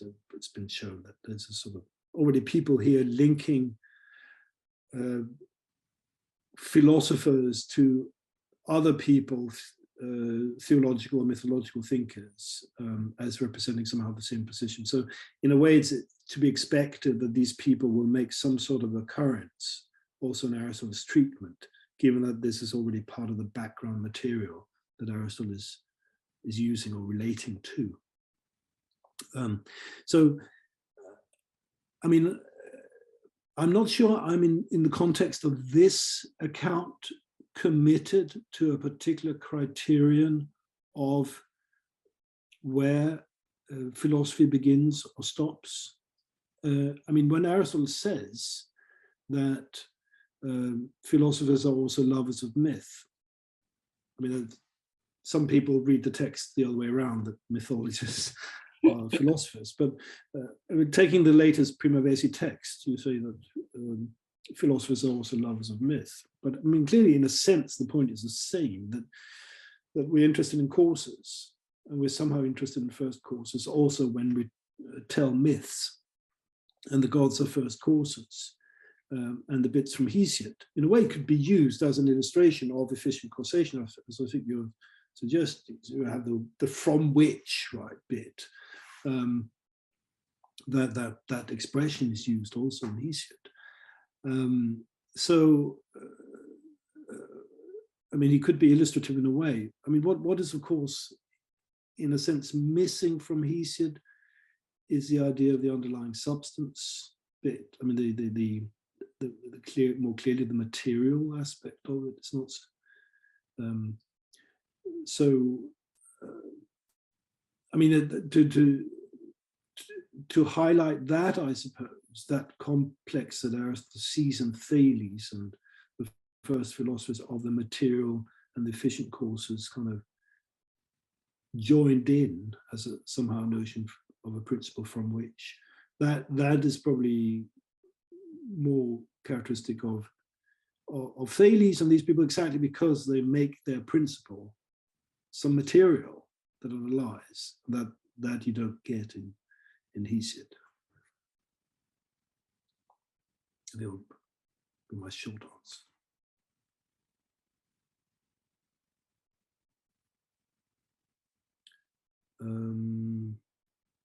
Wei Chang, I think you're frozen now. I can't hear. Okay, yeah. Okay. I can hear you again. Yeah. Okay. Next questions. I think Ge Tianqing. So thank you for your answer. Next questions. Ge Tianqing. Is Ge Tianqing here? I have a. Okay.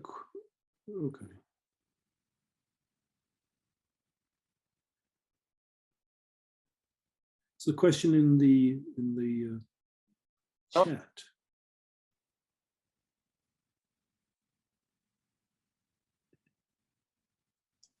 Ge Tianqing is Ge Tianqing.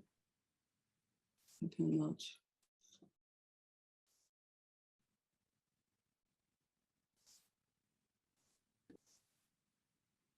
Or perhaps you can. Oh, I'm sorry. Can you hear me? Yes. Okay, perhaps you can first answer the question in the chat box. Can you? Yeah, I'll try. Why is the number of courses 4? Is this an empirical and inductive observation?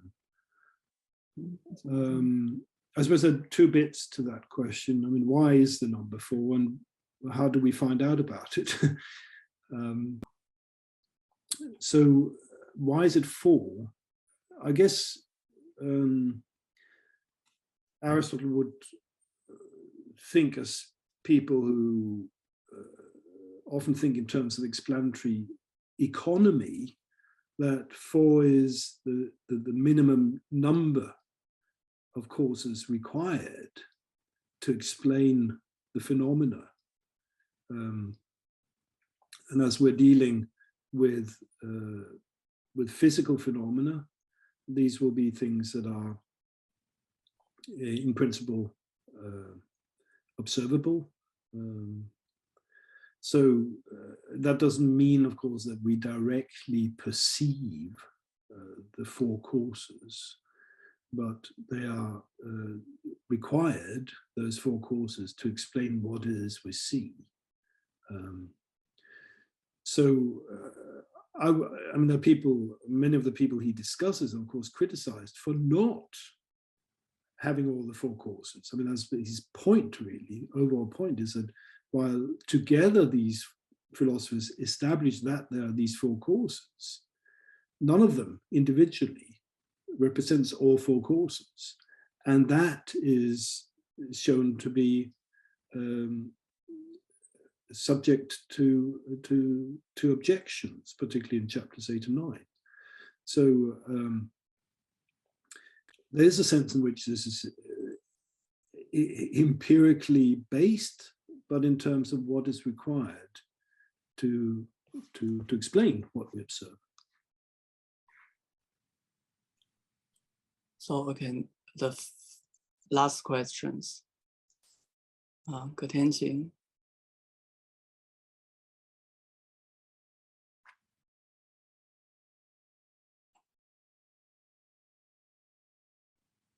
Ge Tianqing, can you hear me?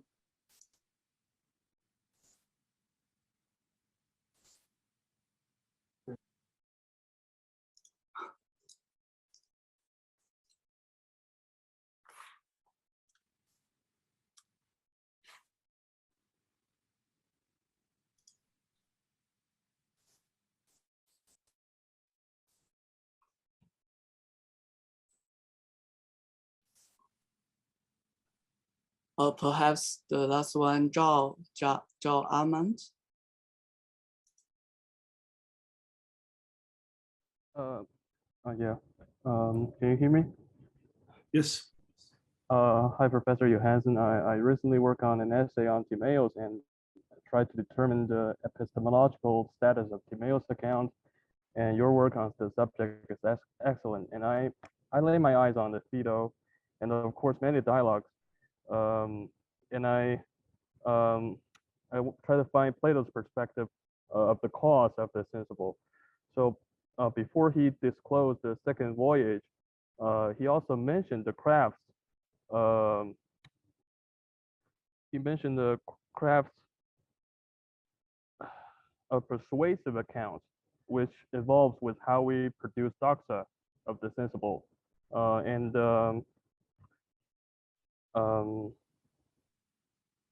If I really follow your interpretation of the book one of metaphysics, Aristotle would not distort predecessor doctrines or beliefs, where they only fail to illustrate its cause and investigate the sensible in scientific ways.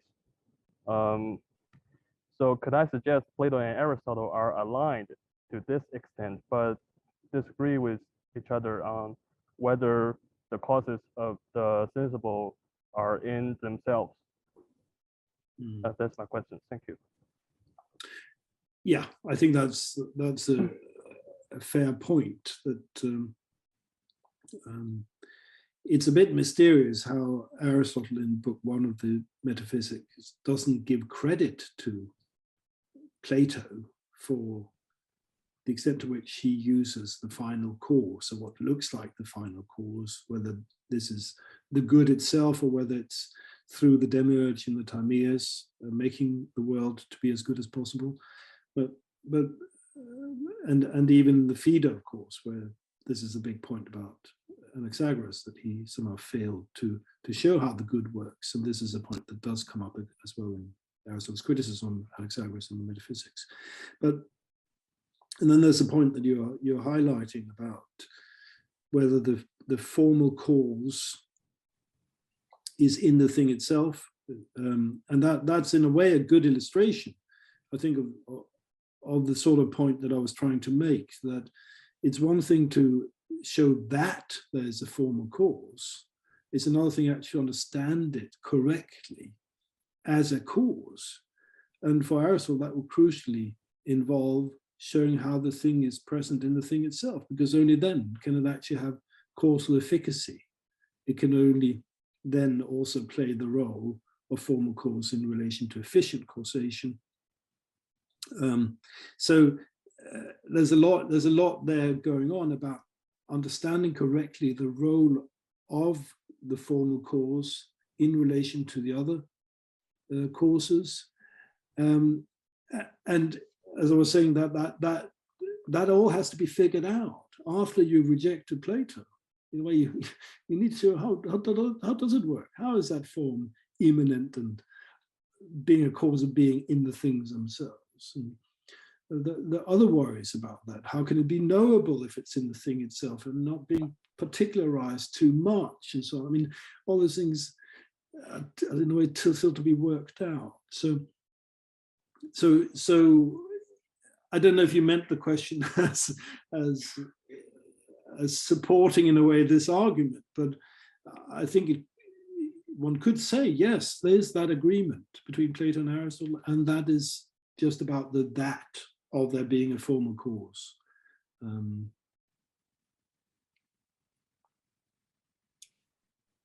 Thank you. It's very helpful. Thank you. So, okay, we are already running out of time. So I'd like to thank everyone for attending the lecture and sharing your idea in the discussion today. Of course, let's thank Professor Johansson again. So have a nice weekend. Thank you so much for your excellent questions. I really enjoyed talking with you.